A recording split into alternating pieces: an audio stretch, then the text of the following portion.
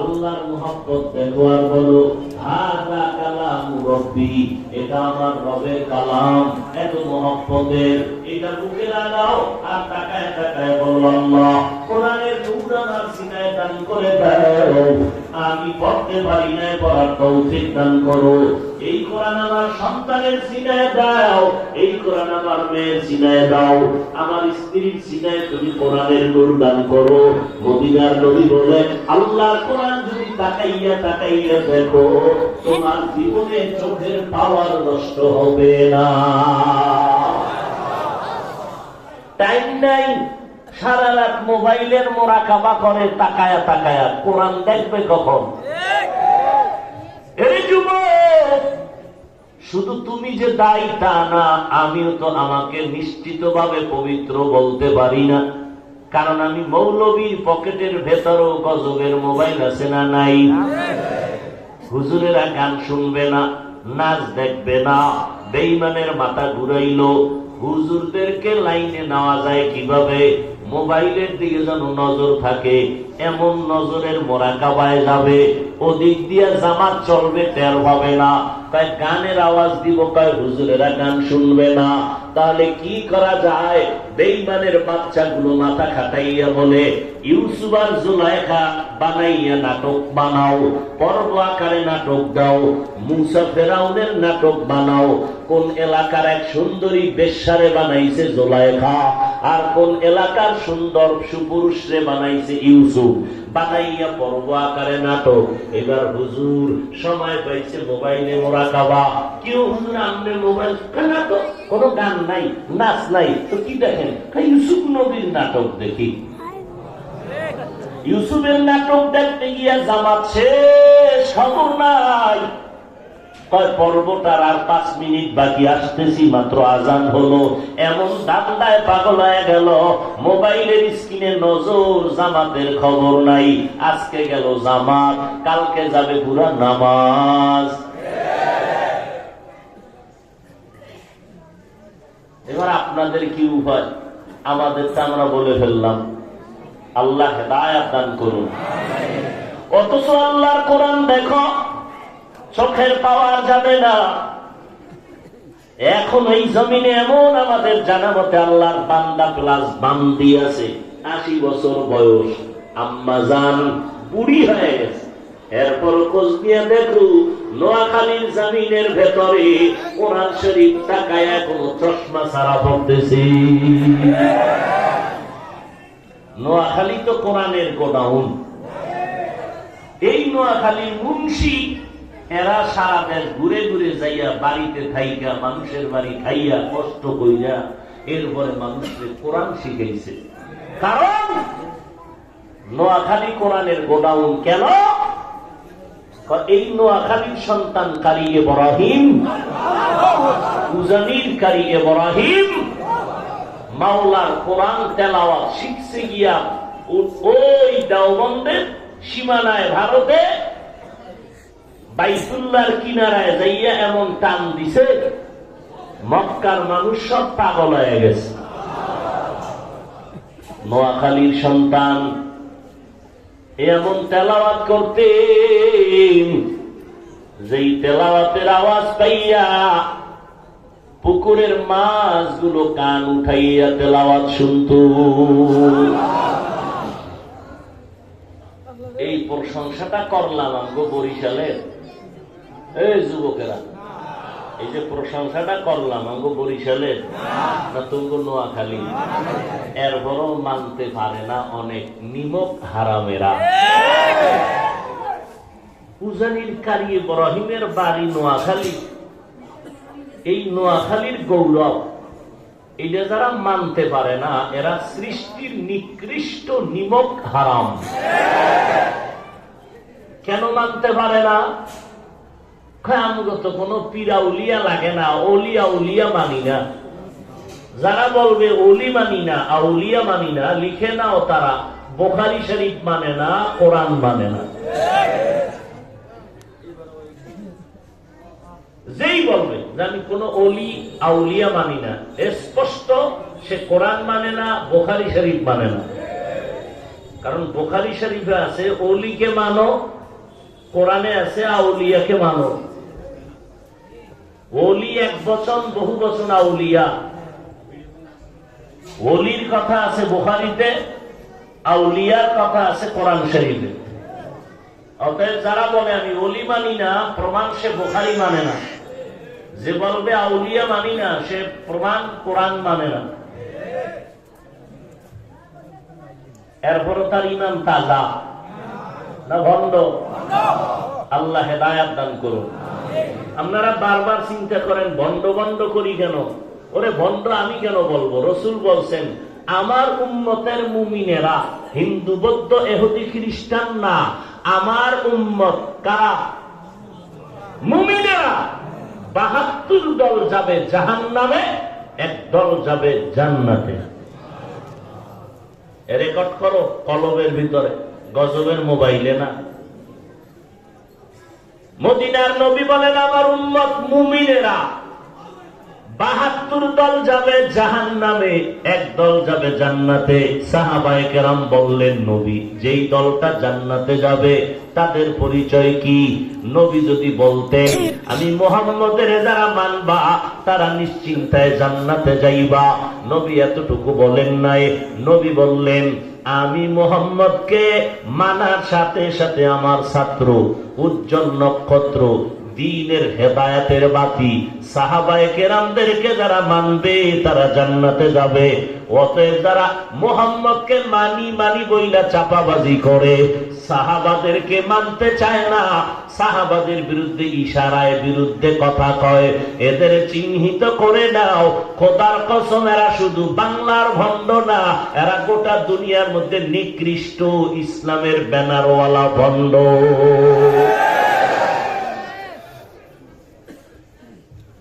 কোনো কথা নাই, এ কথায় কোনো একচুল ফাঁক নাই, স্পষ্ট কথা। সাহাবায়ে কেরামের বিরুদ্ধে যারা লেখবে বলবে এরা ইসলামের ব্যানারওয়ালা। ধরে বলেন বাতিলের বিরুদ্ধে বলা হিংসা না সুন্নত? বলেন সুন্নত। গীবত হলেও গুনাহ না সওয়াব? সওয়াব। মনে থাকবে। অতএব কেউ বলবা না হিংসা করি। আরে পাগলা, হিংসাই যদি করি তাহলে পাঁচকল্লি মাথায় দিয়ে অন্য টুপির বিরুদ্ধে বয়ান করতাম, কওমি মাদ্রাসায় পড়ে আলিয়ার বিরুদ্ধে বলতাম, লম্বা জামা পড়ে অন্য পোশাকের বিরুদ্ধে বলতাম। বলেছি? এমনকি এ কথাও বলি না যে তাবলীগ না করলে গুনাহ হবে, চরমনাই না গেলে গুনাহ হবে, এই কথাও বলি না। উজানি না গেলে গুনাহ হবে, এ কথাও বলি না।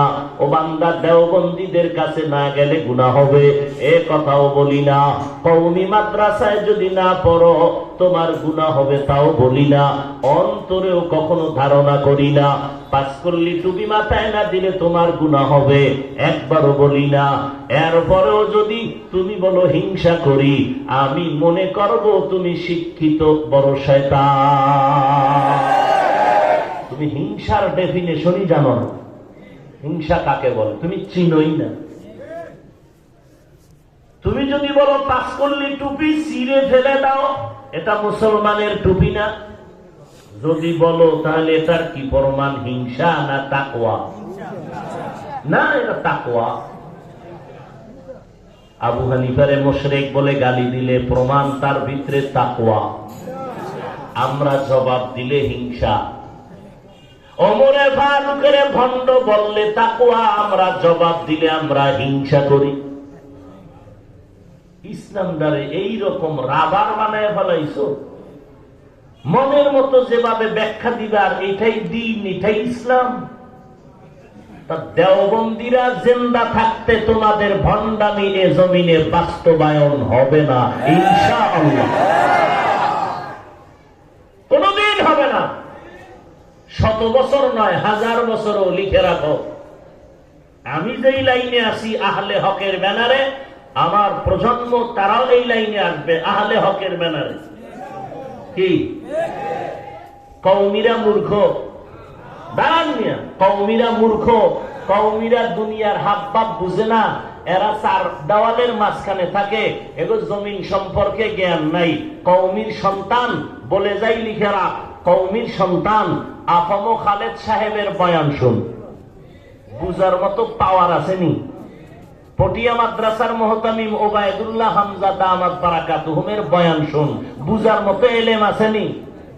তোদের নোয়াখালীর সন্তান, সাতক্ষীরের সন্তান, মোবাইল খোল, হাবিবুল্লাহ মিসবাহ রাহমাতুল্লাহ আলাইহি তার বয়ান শুন। তার বয়ান বুঝতে গেল তোর বহু জ্ঞান নিয়ে বসতে হবে। মাস্তানি কওমিওয়ালারা কিচ্ছু বুঝে না।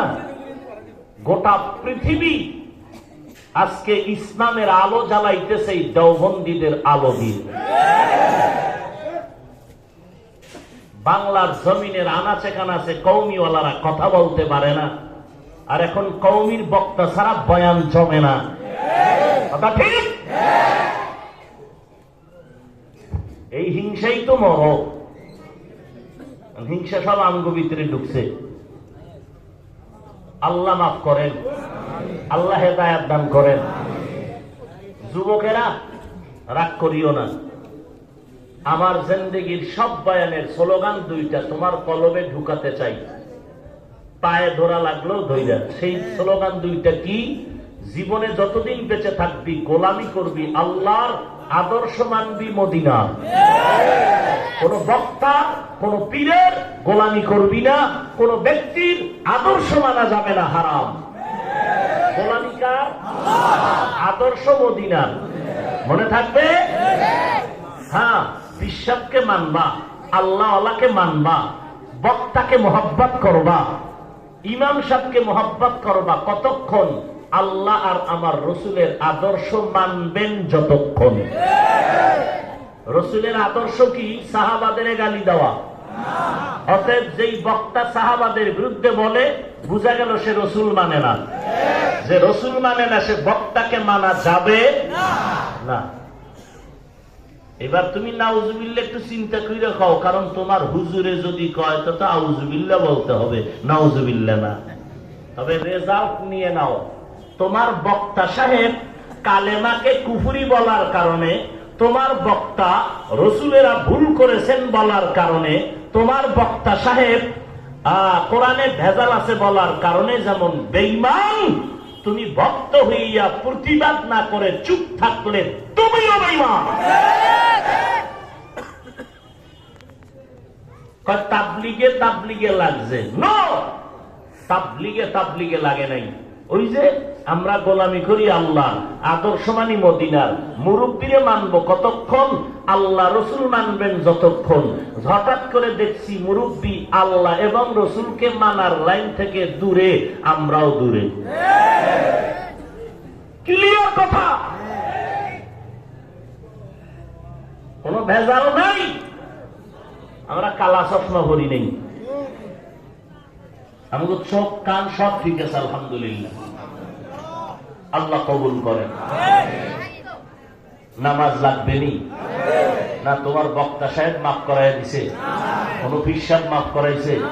কয় ওয়াক্ত লাগবে? ডেলি কয়বার? সপ্তাহে একদিন পড়লে হবে তো? মাঝে মাঝে 2 এক ওয়াক্ত ছেড়ে দিলে সমস্যা নাই তো? কি 2 এক ওয়াক্ত নামাজ মাঝে মাঝে ছেড়ে দিলে কোনো সমস্যা হবে? হ্যাঁ, সবাই কি বলেন? হবে বলার পরে যদি না পড়েন, বিচারটা কত কঠিন হবে আপনার বিবেককে জিজ্ঞেস করুন। এবার বলবেন হাফিজ ভাই মনা নামাজ তো পড়বো, কিন্তু কোনো রাস্তা পাই না, এত ব্যস্ত, এত কিছু। বাস, আমাদের হুজুরদের দিকে তাকায় আপনার কোনো আফসোস করার দরকার নাই, সব হুজুর বাদ। মাওলার কোরআনটা আসেনি? বলো যুবকেরা, আল্লাহ শুনতেছেন, ফেরেশতারা লিখতেছেন, আল্লাহকে মোহাব্বত করে বলবা, কোনো দালালি না। আল্লাহর কোরআনটা আসেনি? কোরআনে ভুল আছে কি পরিমাণ? যুবকেরা কহ নাই? সবাই একমত? ওই কোরআন শরীফে জান্নাতের বয়ান আসেনি? সবাই স্বীকার করো। জাহান্নামের বয়ান আসেনি? আছে। কে জান্নাতে যাবে, কে জাহান্নামে যাবে, তাও বয়ানে আসেনি? কোরআনে আসেনি? সব হুজুর বাদ। কোরআন খুঁজে একটু মাঝে মাঝে পড়ো। ওই যে বলছি বাংলা কোরআন ডাউনলোড করো, এরপর একটু তরজমা পড়ো। ইন্নাল আবরারা লাফি নাঈম ওয়া ইন্নাল ফুজ্জারা লাফি জাহিম।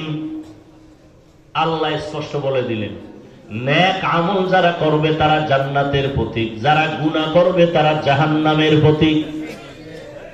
ঘোষণা আমার না আল্লাহ? কোথায় আছে? হাদিসে না কোরআনে? সত্য না মিথ্যা? তাহলে তুমি নেক আমল করো না গুনাহ করো, এটা তোমার বিচার, এটা তোমার বিচার। নেক আমল করলে জান্নাতি, গুনাহ নিয়ে কবরে গেলে জাহান্নামী। জান্নাতটা কেমন আল্লাহ তাও বয়ান করে বলেছেন, জান্নাতিন তাজরি মিন তাহতিহাল আনহার। এমন জান্নাত আল্লাহ তোমারে দিবেন যেই জান্নাতের একটা ইট হবে স্বর্ণের, একটা হবে রূপার। যেই জান্নাতে একবার ঢুকবা কখনো বের হইতে মনে চাইবে না। এত আরামের জায়গা, যেই জায়গায় শান্তি আর শান্তি, জীবনে বুড়া হবা না, জীবনে কোনো অসুস্থতা আসবে না, কোনো বাথরুম নাই, আসেনি? আর তুমি যদি এটা রামগঞ্জ, সাতক্ষীর, বিশাল বড় বিল্ডিং, কয়তলা? 5 তলা ধরেন, টুলেট বানায় দিছে, ভাড়া হবে। এত সুন্দর বিদেশি পাথর, আকিক পাথর দিয়া বানাইছে, bedroom, drawing room, dining room. ঘুরে ফিরে দেখা এত পছন্দ, জীবনে নামাজ না পড়লেও শান্তি, আকিক পাথরে ঘুমামু। এবার মালিকের কয়, স্যার 3 রুমের ফ্ল্যাট ভাড়া কত? 22,000। এবার ঘুরে ফিরে দেখে সমস্যা একটা। কি সমস্যাটা? বাথরুম নাই। কেউ বাথরুম নাই কেন? আমার এই আকিক পাথরের বিল্ডিং, এত সুন্দর টাইলস মোজাইক করা, এই পরিবেশে যদি বাথরুম রাখি, পরিচ্ছন্ন পরিবেশ থাকে না। থান্দু উপায় কি? 1.5 কিলোমিটার দূরে কলিং বেল আছে, চাপ দিবা, রিক্সা ড্রাইভার আসবে, এরপরে তোমারে বাথরুমে নিয়ে যাবে 1.5 কিলোমিটার। বুঝেন নাই? তাহলে 22,000 টাকা দিয়ে এই ভাড়াটা নিবে কেউ? দুনিয়াতে এত সুন্দর বিল্ডিং, এইবার মালিক কয় নিবা না কেন? বাথরুম জাগায় দাও। জাগায় খামু, জাগায় বাথরুম। মালিক কই কথাটা যদি 1 মাস আগে কইতি, তাহলে পুরো বিল্ডিং ধরে বাথরুম বানায় লাগছে। 1 মাস সময় দাও। এমন সময় পাইয়া সুন্দর বাথরুম বানায় ফেললো। এবার বাথরুমের ড্রয়িং রুম, ডাইনিং রুম, বেডরুমের থেকে বাথরুমটারে সাজাইছে খুব সুন্দর, ঢুকলেই কলিজা ঠান্ডা। এমন ভাবে চেয়ার সিস্টেম, বয়ে বয়ে টেলিভিশন দেখবে দিব্যি আরামে, কোনো টেনশন নাই। আরে বাপরে বাপ, এমন শান্তির বাথরুমে চেয়ারে বইছে, বইয়া শুনতেছি নাক টানের আওয়াজ। ঘুম দিছে, টাটকা ঘুম। জান্নাতের ভেতরে কোনো বাথরুম নাই। একটা ফল খাবা, মনে মনে বলবা আম খাবো, আম দেখবা আম সামনে হাজির। কয় তুই লেখামুনি? কয় না। আমটা সামনে আসবে, এবার ছোলা ফালাবা? কয় ফালান লাগবে না, ছোলা ছিলে যাবে অটোমেটিক।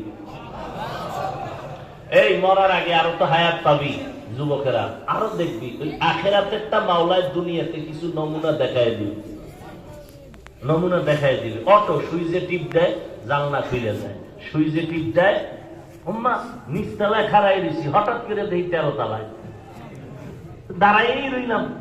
সুইচ, কথা ঠিক না? বাথরুমের দরজা খুলে ফেলছে সুইচে টিপ দিয়ে। তো বাথরুমে যে বসলাম, প্রস্রাব করলাম, কইখানে নাই, সব শেষ। মেডিসিন ঘ্রাণ আসতেছে সুন্দর।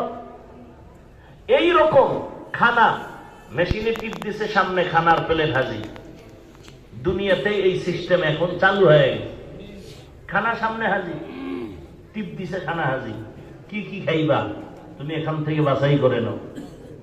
জান্নাতে বলবে আম খাবো, সামনে হাজির, ভিতরে একটা শক্ত কি আছে, বাড়া, কি কয় বাড়া, কেউ বলে বড়া, কেউ বলে আঠি, যাই হোক এটারে খাইতে গিয়ে বড়া টরা নাই, নাই, কমপ্লিট খাইছে একরকম, দুই রকম, 70 রকম মজা এক একটা ফলে। বলবা এটা কেমনে? দেখেন আল্লাহ দুনিয়ায় দেখায়। ইলিশ মাছ দিয়ে ভাত খাইছেননি? হ্যাঁ, ডিমওয়ালা মাছের মজা আলাদা, ডিম ছাড়া মাছের মজা আলাদা। মাছ কয়টা? এক মাছ। মাথা খাবি মজা আলাদা, লেঞ্জা খাবি মজা আলাদা, কোলের মাছ খাবি মজা আলাদা, পিঠের মাছ খাবা মজা আলাদা, ঠিক নি? একটা মাছে এত মজা কে খাওয়ায়? জান্নাতীরা যখন জান্নাতে যাবি, তোরে আমার মাওলা কেন এত মজার খানা দিতে পারবে না? যদি মজার খানা খাইতে চাও, খাইতে খাইতে একটা ফল খাইয়া পেটটা ভারী হয়ে যাবে, পুরা রামগঞ্জ থানা ফিল আপ পেট। একটা ডেকুর দিছে, কাটন হয়ে গেছে, নাই পেট নাই, একেবারে জায়গা, খাওয়া দাওয়া শেষ, বাথরুমের কোন ব্যাগ জীবনে হবে না। এই জান্নাতটা কারা পাবে? যারা আজকে নামাজ না ভুইরা ওয়াজে বইছে, বয়ানের পরে মোনাজাতের পরে রাস্তায় গিয়া বিড়ি টানবে। এরকম আশেক রাসূল নাই? এদিকে আবার থার্মোমিটার লাগবে, চেহারা দেখলে বোঝা যায় না?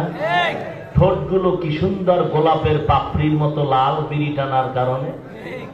একজনে তেঁতুল খায়, কয় কেমন লাগে, কয় ঠোঁটের মিসকলে বুঝো না। আল্লাহ হেদায়াত দান করুন, আর জোরে বলেন। এই জান্নাতের মজা যদি পেতে চাও, নেক আমল করো, আর নেক আমল যদি করতে চাও, উলামায়ে আহলে হকের পেছনে সময় দাও।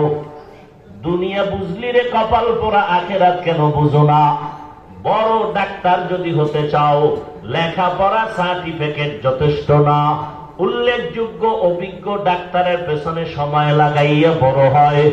বড় ইঞ্জিনিয়ার যদি কেউ হতে চায়, লেখাপড়া সার্টিফিকেট যথেষ্ট না, অভিজ্ঞ ইঞ্জিনিয়ারের পেছনে গিয়া সময় লাগায়। নিজেরে যদি বড় বানাতে চাও হে মুমিন, বড়দের কদমে নিজেরে বিল করে দাও বিলীন। দুনিয়াতে বড় হতে চাইলে বড়দের কাছে সময় দিতে হয়। আখেরাতের লাইনে যদি বড় হতে চাও, আখেরাতের লাইনে কেন উলামাদের কাছে সময় দিবা না? সেখানে বাঁকা হইয়া কেন বলে আমার পীর লাগে না, মাযহাব লাগে না, ইমাম লাগে না, আমার কোনো ওলি লাগে না, আমার আউলিয়া লাগে না। আল্লাহর নবী বলবে, তোর মতো গাদ্দার উম্মত আমার লাগে না। কারণ ওলি মানতে কইছি আমি। বুখারী শরীফে আল্লাহ কয় আমি মানতে কইছি ওলিদের, কুনু মা'আস সাদিকিন আতিউল্লাহ ওয়া আতিউর রাসূল ওয়া উলিল আমরি মিনকুম। ও বান্দা, তোদের জন্য আমি বললাম উলিল আমরকে মানো। ফাসআলু আহলায যিকরি ইন কুনতুম লা তা'লামুন। আহলে জিকিরদের থেকে যাই না আমল করো, আমি আল্লাহ ওয়াদার। ও বান্দা, তুমি জানো না, জাননেওয়ালার কাছে যাই না আমল করো। তুমি বান্দা সত্যবাদীর কাছে যাও। জান্নাতে যাইতে হলে তুই পথ চিনো না, পথ চিনাওয়ালা 4টা দল আছে, এদের আজ 3টা ধরো, এদের সাথে জান্নাতে যাও। আহ কি মজার কথা, এদের সাথে জান্নাতে যাও। ওই 4 দল কারা? যারা জান্নাতের পথ চিনে। উলাইকা মা'আল্লাযীনা আন'আমাল্লাহু আলাইহিম মিনান নাবিয়্যিন ওয়াস সিদ্দীকিন ওয়াস শুহাদা ওয়াস সালিহিন। আল্লাহ নিজেই কয়, ওয়া হাসুনা উলাইকা রাফিকা। এরা তোমাদের সুন্দর বন্ধু, নিরাপদে জান্নাতে নিয়ে যাবে। হাসরের ময়দানে আল্লাহ তাআলা জান্নাতীদেরকে বলবে, চাবি মুহাম্মদের হাতে, জান্নাতে কেমনে যাবি? তো এখন কি করবি? ইয়া আইয়াতুহান নাফসুল মুতমাইন্না ইরজিই ইলা রাব্বিকি রাদিয়াতাম মারদিয়া ফাদখুলি ফি ইবাদি ওয়াদখুলি জান্নাতি। জান্নাতে পড়ে আগে আমার মুতমাইন্না কলবওয়ালা বান্দাদের মজলিসে গিয়া বসো, এরপরে জান্নাতে যাবা, এর আগে না। ফাদখুলি ফি ইবাদি ওয়াদখুলি জান্নাত। মদিনার নবী বলেন, এরে নবীর উম্মতের দল, আমার নবী রহমত নারীদের জন্য, আমার নবী রহমত পুরুষের জন্য। এরে পর্দার আড়ালে আম্মা জানেরা, আমার নবী আপনাদের জন্য রহমত। মর্যাদা বেড়ে গেল নবী আসার কারণে। আরবের মানুষ নারীদের পছন্দ করে না, বিধবা নারীরে পছন্দ করে না, কন্যা সন্তানের জিন্দা মাটিতে দাফন করে দেয়। বাবা লজ্জায় মুখ দেখায় না, কন্যা কেন হইল? মদিনার নবীকে আমি রহমত হয়ে আসলাম। এই নারীরা, আমি মুহাম্মদের 40 বছর, আরে আমার 25 বছর যখন আমি একজন বিধবা নারী খাদিজা রাদিয়াল্লাহু আনহা, 40 বছরের নারী, 2 জন স্বামী বিদায় হয়ে গেল। আমি 25 বছরের যুবক রহমতের নবী, আমি 40 বছরের বিধবা নারী খাদিজাকে বিবাহের বন্ধনে আবদ্ধ করেছি। আমি নবী রহমত হয়ে প্রমাণ দিলাম, নারীদের মর্যাদা মোটেও কম না, বরং পুরুষের তুলনায়